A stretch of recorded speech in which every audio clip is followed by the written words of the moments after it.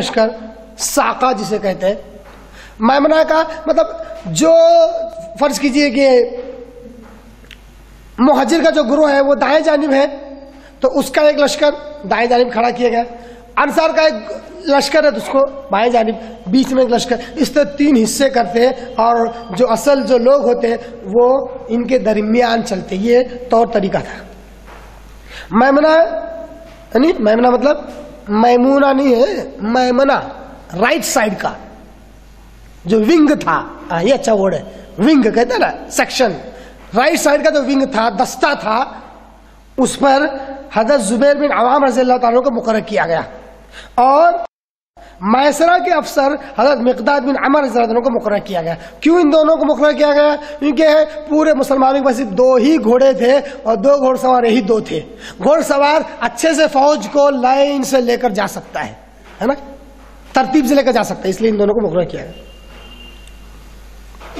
اور ساقہ کی کمان حضرت قیس بن ابی سعسعار رضی اللہ عنہ کے حوالے کی گئی اور یہ سپہ سالار اعلیٰ، سپہ سالار کے اعلیٰ کی حیثیت سے آپ صلی اللہ علیہ وسلم خود سپہ سالار کی حیثیت کو آپ صلی اللہ علیہ وسلم خود سنبھال لیا.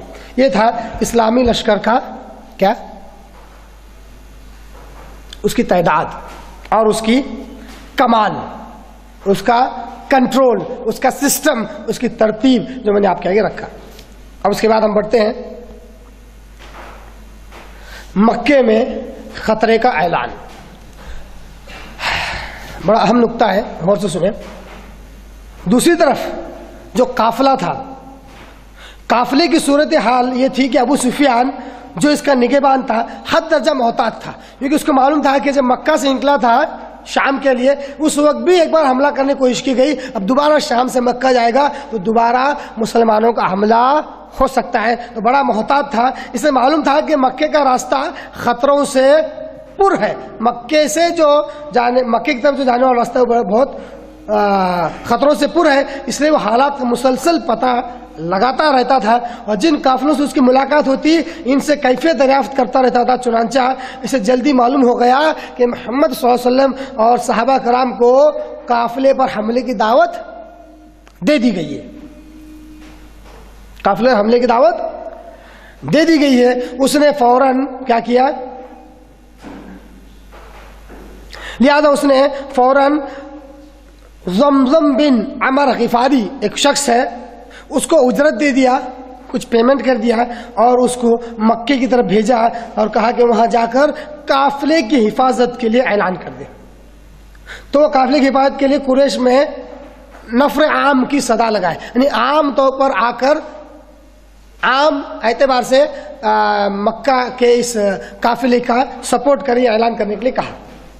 تو زمزم نہایت تیز رفتاری سے مکہ آیا اور عرب دستور کے مطابق اپنے اونٹ کی ناک چبڑی کجاوا الٹا کیا، اونٹ پر جو بیٹھنے کا جو ہوتا ہے نا اس کو کہیں گے کجاوا، اس کو الٹا کر دیا اور اپنا کرتا پھاڑ دیا اور وادی مکہ میں اس اونٹ پر کھڑا ہو کر آواز لگائی، اے جماعت قریش، قافلہ قافلہ، تمہارا جو ابو سفیان کے ہمراہ ہے اس پر محمد صلی اللہ علیہ وسلم اور اس کے ساتھی دھاوا بولنے جا رہے ہیں، مجھے یقین نہیں کہ تم اسے پا سکو گے، مدد مدد مدد. یہ کہہ کر اس نے اونٹ پر اعلان کیا. ابھی اعلان کرنا کیا تھا کہ پورے مکے میں ادھم مچ گئی، پورے مکے میں ادھم مچ گئی، پورے مکے میں تیاری شروع ہو گئی کہ یہ محمد اور اس کے ساتھی کیا سمجھتے ہیں ہمیں کہ ہمارا قافلہ لوٹ لیں گے، کہ ہمیں ایسا ویسا سمجھ رکھا ہے. مکے کا ہر فرد مسلمانوں سے بدلہ لینے کے لیے تیار ہو گیا. ایک جم غفیر، ایک بہت بڑی تعداد بدر کی طرف روانہ ہوئی. جو نہ جا سکتا تھا اس نے ضرور اپنے طرف سے کسی نہ کسی کو بھیجا، یہاں تک کہ اس جنگ میں ابو لہب بھی نہیں آ سکا، اس کا ایک قرض دار تھا، اس کو اس نے اپنے بدلے بھیج دیا. اسلامی لشکر کی تعداد بتا دیا، اس کی کمان اور اس کی تقسیم بتا دیا، مکے کے خطرے میں جو اعلان تھا اس کو بتلا دیا. مکی لشکر کی تعداد دیکھ لیتے ہیں. کتنی عجیب و غریب بات ہے، کیوں؟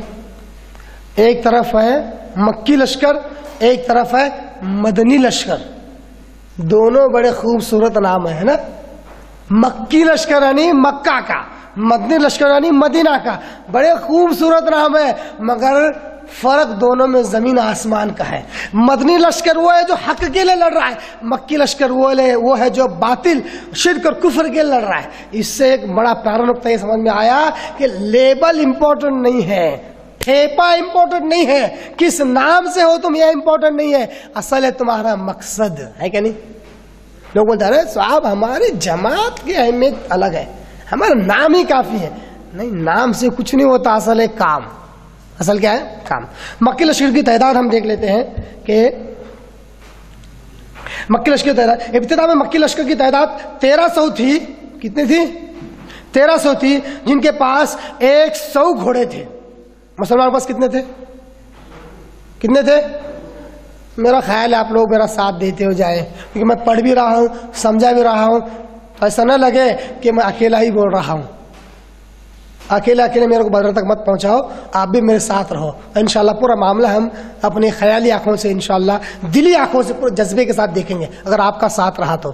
بتاؤ مدنی لشکر میں کتنے گھوڑے تھے؟ صرف 2 تھے. اور مکی لشکر میں کتنے؟ 100 گھوڑے تھے اور 600 زرہیں تھی. کتنی زرہیں تھی؟ جنگی لباس 600 تھے. اونٹ کثرت سے تھے، گنی نہیں سکتے. اور مدنی لشکر میں کتنے اونٹ تھے؟ 70 کے قریب. 70 کے قریب اونٹ تھے، کم تھے. تو اونٹ کثرت سے تھے جن کی تعداد ٹھیک نہیں معلوم ہو سکی. لشکر کا سپہ سالار، پورے لشکر کا سپہ سالار ابو جہل بن ہشام تھا. پورا سپہ سالار کون تھا؟ ابو جہل ابن ہشام تھا. قریش کے 9 معزز آدمی اس کی رسد کے ذمہ دار تھے. 9 معزز عزت دار